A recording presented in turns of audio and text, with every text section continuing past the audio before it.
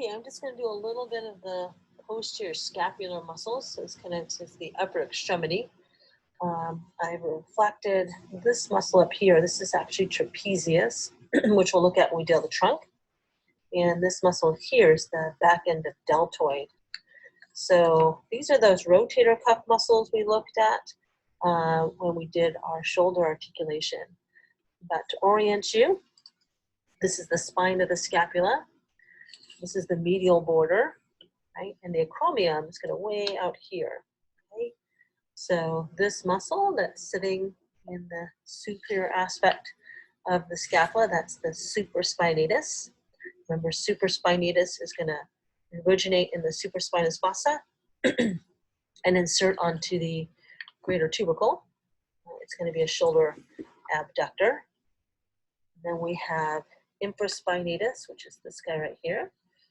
This is the inferior border of it right there. Okay.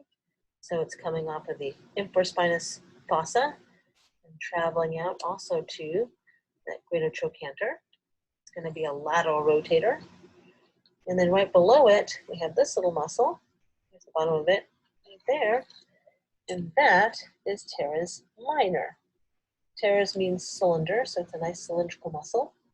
And teres minor is going to be originating off of the inferior border of the scapula and also inserting onto the greater trochanter. And so it is also a nice lateral rotator of the shoulder joint, along with infraspinatus. Just below teres minor is teres major. That's this one. Teres major is going to start here on the inferior angle of the scapula. It's going to travel laterally. And right here, it's going to dive underneath into the armpit. And it's going to travel all the way around. And it's going to go ahead and insert anteriorly on the humerus. So on the medial border of the tubercular groove, and it is going to function to medially rotate the humerus. So that is teres major. So it is not a rotator cuff muscle because it doesn't join the other rotator cuff muscles around the humerus. That doesn't form the cuff around the head, which would be all these guys.